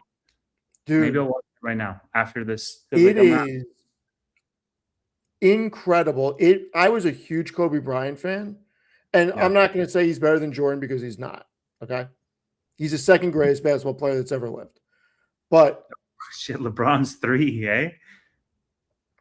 I wouldn't even put LeBron as 3. Okay. LeBron's what? Top 5 or no? Top 5? He's 100% top 10. There's no question about that. Top 5 is difficult to make a case for LeBron. All right, hold on. Can I guess who you have above LeBron? How about this? If you had to guess who my starting 5 would be if I had to put a team together. Oh crap! I've said it publicly several times, and I would make one change to it potentially, but all right. Hold on. MJ. MJ at the 3, yes. Starting 5. Kobe. Kobe at the 1. Bill Russell? No. Would you have Rodman on there? No. Luka? No. Oh, Steph. Yeah, Steph. I think that's Steph at the 2. Okay. You don't have any bigs on your team? You named one big person. Who? MJ? You named Russell. Yeah, but you said no. Yeah, okay. I'm trying to guess who the big is. Would you have Shaq? Shaq is center. Okay. So Shaq, Kobe, MJ, and Steph. Oof, that's a good team. Wait for who's the power forward. Oh God, I don't know basketball people that. I'll just tell you because you're not going to guess it. Tim Who? Duncan. Okay. Nobody's beating that team because you got Kobe and Jordan playing full court press. Okay. Two iconic defensive players See, okay. ripping steals away from people. You got Kobe and Jordan slicing and dicing, throwing it out, dishing it out to Curry for the three, lobbing it down to Shaq. Nobody's guarding Shaq. And then Duncan, the king of fundamentals, who's 7-1. Good luck guarding that team. Now, the one thing that I would potentially throw out there is sub out Curry and throw Larry Bird in that spot. Yeah. Yeah. I look, I would say, again, just the devil's advocate here. It's a terrific team. It's an amazing team. Except for it's a team of like all like pure all-stars in the sense of like they are the spotlight of their respective teams. And I would wonder or worry about what the cohesion of the team would actually be like. I think they would play well together. I don't know, man. I could see them all being ball hogs. I mean, it wouldn't be the worst thing for Jordan or Kobe to be a ball hog. Yeah, well, no, Jordan, like the reason the Bulls won was not just because Jordan, it's because Jordan had an entire team that was crafted to be around Jordan. If they didn't have fucking Rodman was the underrated key to that entire team. My point exactly. You're making my point for me. So it's like you don't have in your ideal team, you don't have a team that's behind a certain strategy or behind a certain player. Like you just have all these like pieces. Like sure, Kobe and Shaq would be good together, but I don't know. I mean, you can make a lot of different combinations. That's the combination that I think wins every time. We'll never see that composition. No, we never will. It's sad. It is very sad. But who would your team be? Oh God, dude, don't ask me that. I don't even know that.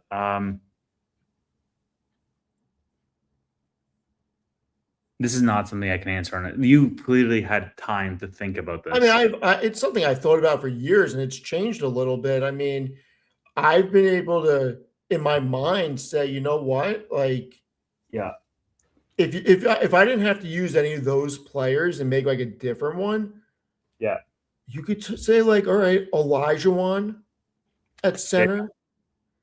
Yeah. You could say LeBron or Garnett at power forward. You could put freaking, I mean, there's so many good players. You could put Bird at the 3. Yeah. You could even say that you put Jason Kidd in there as point. I mean, I know that's controversial, but he would be a great, like you think about the point guard, it doesn't be the greatest point guard of all time, but there's so many great point guards that with a team around them could really do damage. You could even throw Stockton in with a team like that. Good. I mean, there's a lot of combinations you could really make. And I would say Magic Johnson in there. He's probably the one that people don't think about a lot. He could do everything. It's very interesting thoughts, Stephen. And we were going to wrap 25 minutes ago, but we got sucked into the world of movie reaction channels and basketball fantasy teams. Well, it is what it is. This is what we got to do. You need to go watch Kobe Bryant's Muse. You need to freaking text me when it's done and be like, you were right. Yeah.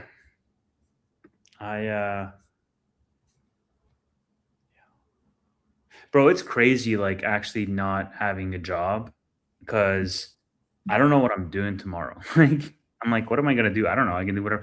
I was going to go back to going to take the ferry back to Uruguay, possibly. I was just there a couple days ago. I know what I'm doing tomorrow. What are you doing tomorrow? My nephew's going to extort me for money. Oh, okay. In what, like cards You were taking him to the game? No, he got a good report card. Oh, okay. So I told him if he gets a good report card, when he gets stripes on his belt or when he gets a new belt, he gets money. That's a good motivating tool. Yeah. I mean, Got to teach him young to work for money. yeah, I want him to be a black belt sooner than later, and then I want him to go into Brazilian Jiu-Jitsu next. I want him to wrestle in high school and junior high. How much are you giving him? It depends what he got on his report card. But like, how much are you giving him for every new belt? Or is it like a progressive system or something? I think I'm giving him 25 a stripe and 50 a belt. And the last time I saw him, I think I gave him 100 because he got a new belt and a stripe, so I gave him more. I don't know. Bro, this guy's not even clearing $1,000 by the time he gets the black belt. We took Tevis every stripe. I'm paying him for stripes too. Some of these belts, you gotta get like 4 stripes on them. Oh, really? The yeah. Stripe. Sure. I mean, it wouldn't be. Yeah. Somebody said give him 10K and 20. See what he does. My nephew's 9. A suitcase of money. Congratulations on your new belt. He would just freaking lose his shit. And my nephew has no idea that we've been investing for him for a while. Yeah. And that he owns Palantir and all that stuff. Like, I cannot wait for him to turn 18 and give him be like, all right, go to this website, type this in. I cannot wait for him to see that. Dude, just tell him you bought him 100 shares of NVIDIA today or this week. See his reaction. He'll be like, cool. I don't know what that means. But then when you tell him it's 17K, he's like, oh, okay. I can buy a car. Yeah, I mean, listen, the goal is that my nephew is in a much different position when he's 18 than we were. And look, I want him that if he doesn't want to go to college, he has the money to open a business. And if he wants to go to college, that he can buy a house and rent out rooms and make money. Yeah, I mean, I still can't do any of that stuff. So it's he's lucky to have you, man. Oh, Ray. Yeah. Poor Ray. You asked him to like list out 25 movies and he listed it out. I saw all of his movies. And I gotta say, I'm like, these are like so random. I don't know what most of them are, to be honest with you. Yeah, we just moved like on. The King. Like what? I don't know what The King is. The King is a good movie. I've seen The King. The King is a great movie. Yeah, dude. I don't know what Hammett is. What? Hamlet? That's not what he wrote. Maybe that's what he meant.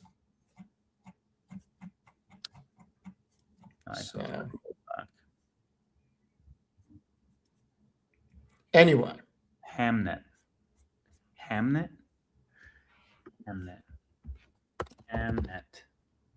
Oh. Yeah. It's like a. Oh. It's like the thing that inspired. Oh, he said it is Hamlet, but it's spelled Hammett. Okay. I mean, if you cried at Hamlet, that was written years ago, bro. We're basically doing an after hours without. This is the type of stuff that we talk about in the after hours. It's not really stock stuff. Sometimes it is, but we just kind of just talk about anything. Yeah. I could give a shit about the Oscars. I don't watch any of the movie awards, although I will be asking Amit to go watch Heat 2 with me in the movies. There's a Heat 2? Oh, yeah, there is. Isn't there? DiCaprio signed on. Christian Bale signed on. Christian Bale is one of the greatest actors ever to live. When's this coming out? So pumped. Heat is one of my favorite movies, if not my favorite movie. Wow. Supposedly, I can never remember his name. The guy who plays Kylo Ren is going to be in Heat too. Driver. Yeah, Driver. Like it's going to be incredible. No, Star. I am not excited for Bloodsport's remake. They should never remake Bloodsport. Bloodsport is the greatest, most perfect martial art movie there is. Do not remake Bloodsport, please.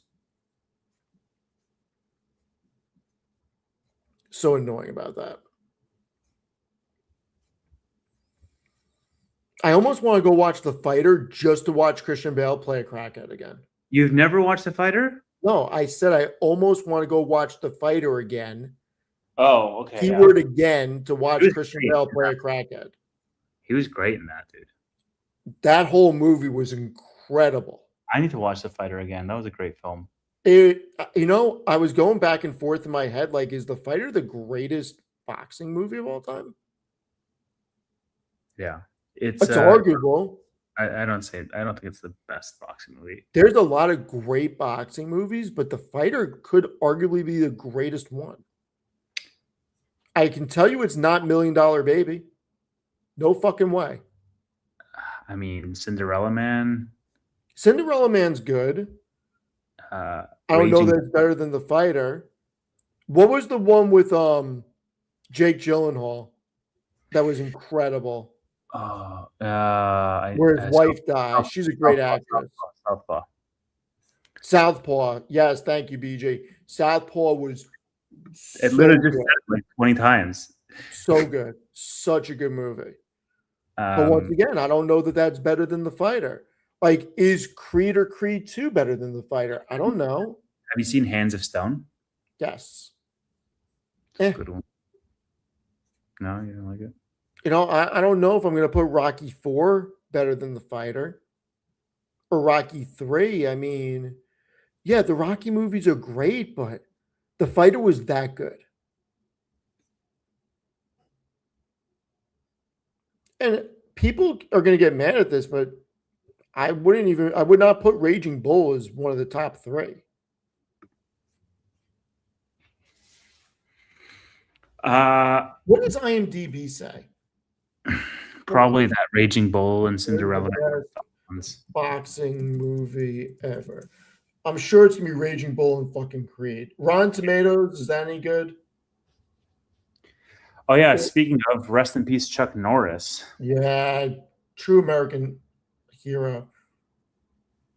He just leveled up. Okay, I can't take this seriously. This is some bullshit.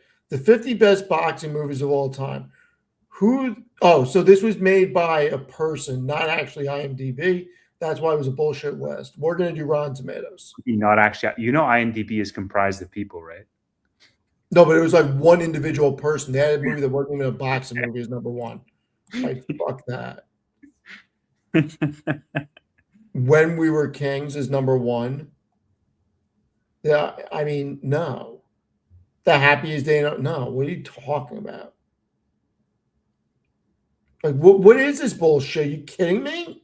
I hate these like pretentious lists. Like, yeah, like fuck you. The Fire Inside. Fuck you. Like, what is this bullshit? I shouldn't be allowed to look at this stuff because I want to like freaking smack people. There you go. The Fighter is number 12, right beside $1 Million Baby. $1 Million Baby is a great movie. I just don't think it's better than The Fighter. I remember $1 Million Baby was like one of the earliest fighting movies I'd ever seen as a kid. And I was like, it was really good.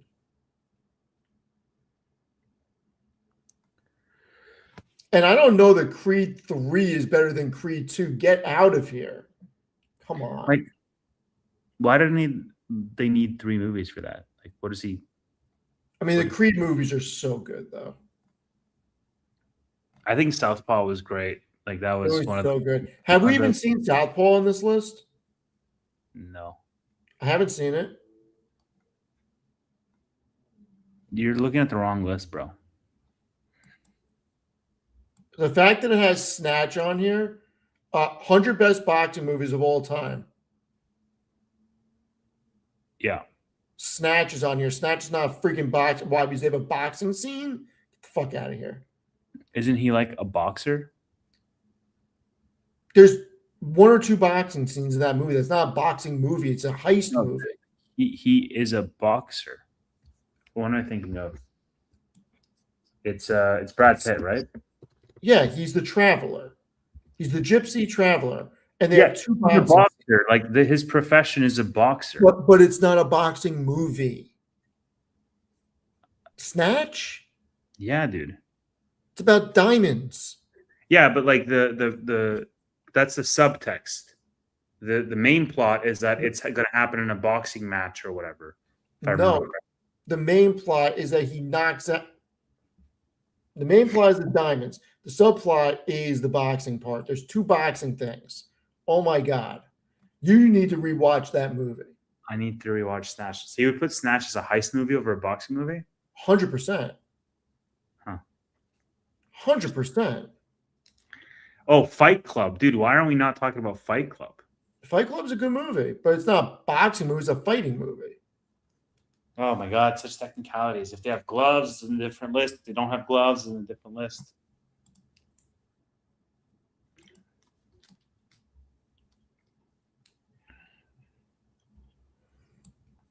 I don't know. Anyway. I wish we could pop in a movie and just watch it with the audience. This is what I'm saying. I mean, we could. No, we not on this. No, we could end this. Yeah. And we could do what I said before. I could give a link out to the StreamYard recording. Yeah.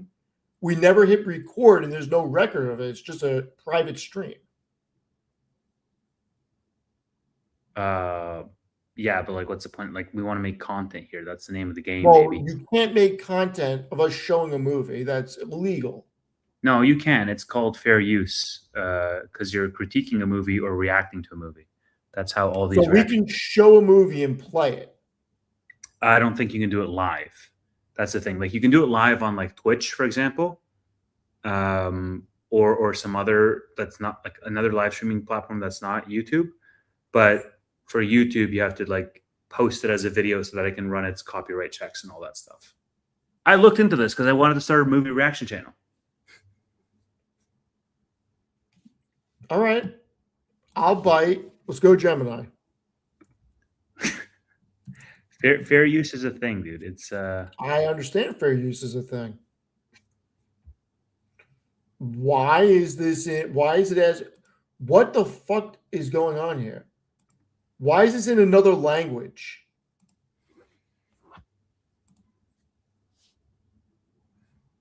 Maybe it's because you're actually not in the USA and you're streaming from India right now. Maybe it's because my VPN's on.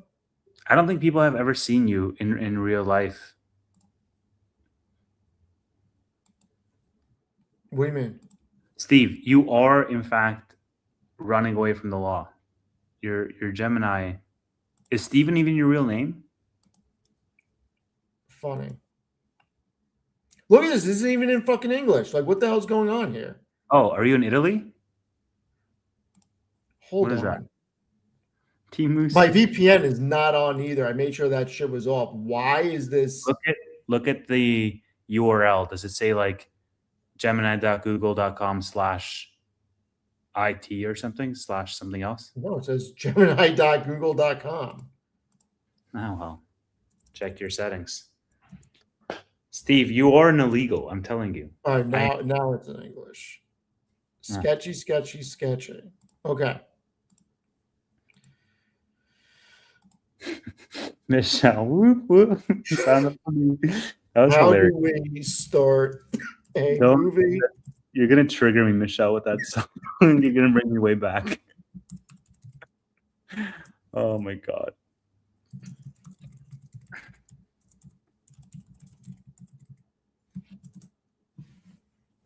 Steve, do you speak another language? Of course he doesn't, Chels. He's American. Chels, you know me better than that. How dare you even ask, Chels? Steve, are you cultured enough to know another language? No. I speak American, okay? Exactly. And I refuse to say I speak English because we won the war. I speak American. Yeah, no. Speaking English, that requires adding extra letters. That's right. America.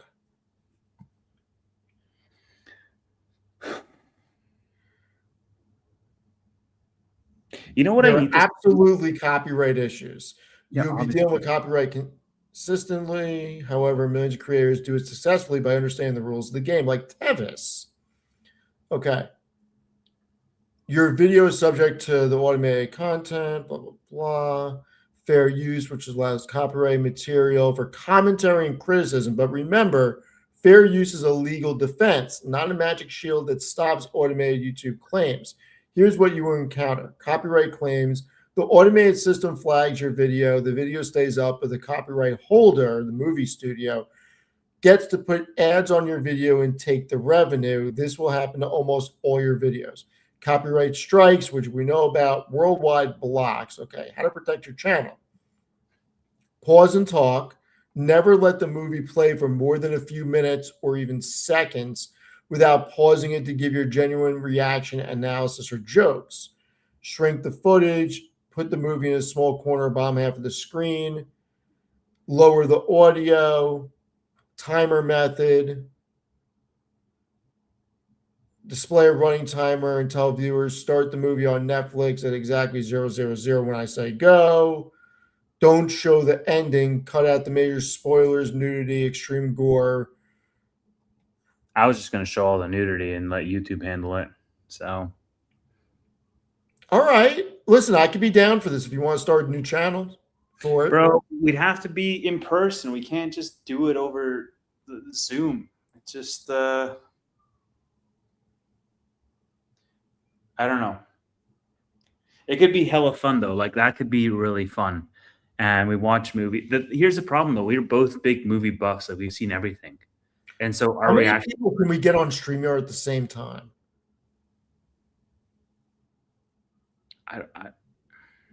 I'm not talking about like giving the link out. I'm talking about like, well, yeah, giving the link out, because now that I think about it, it wouldn't be like this with the chat. Like everybody that comes in would have their own little box. Like how many people would we be able to do? Be able to chat. It would just be backstage.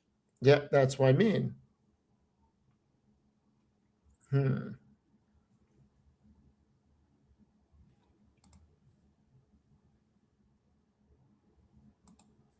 Or we could just rent a theater out. Oh, hello.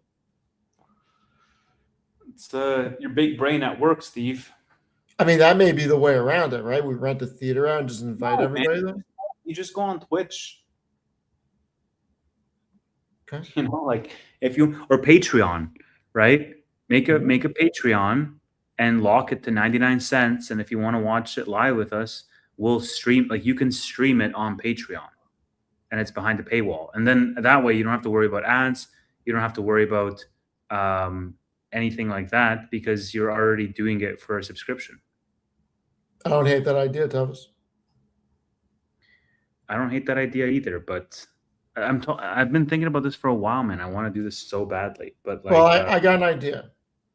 When you go to the coffee shop tomorrow morning, okay, get your little phone out or bring your tablet, sit there, drink your coffee, enjoy your cappuccino, your macchiato, whatever it is. Yeah, enjoy, let the sun hit your skin, and think about how we do this. I know how we do this. I just don't think it's a good viewing experience if we do it in two different locations. You know what I'm saying? It's just not the same vibe. Well, you're going to have to move to New York then, because I'm not moving to Canada. It's basically the same place. Except one has the greatest military power that's on the face of the earth. The other doesn't. Yeah. Military schmilitary. You say that, and you can say that because we're your neighbor. Uh-huh.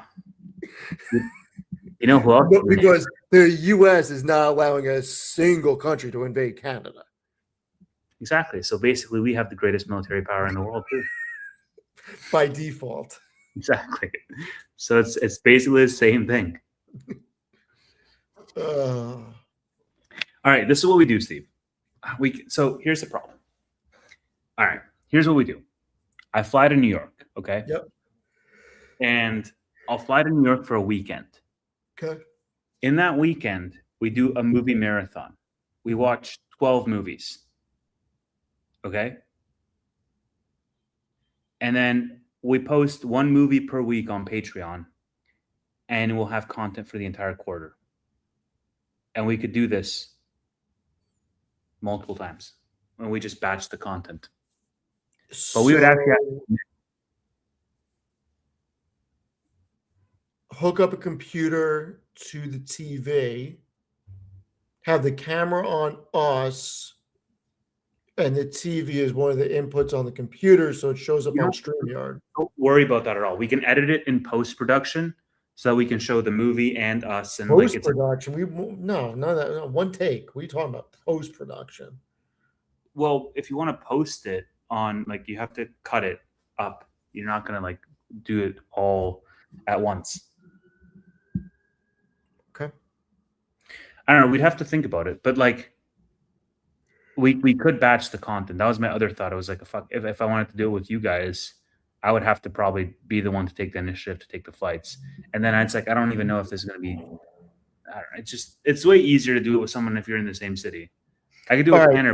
So you watch Kobe Bryant's Muse. I will watch some movie reaction channels tonight, and then we will talk. Yes. Okay. Watch movie reaction channels. Okay. I have a couple of good suggestions I can send your way, and like they're great, man. It works. All right, let's wrap. 2 hours. We're going to wrap now. Thank you, everybody, for joining. We really appreciate it. We will see everybody later. Have a great night. Thanks, y'all. Bye.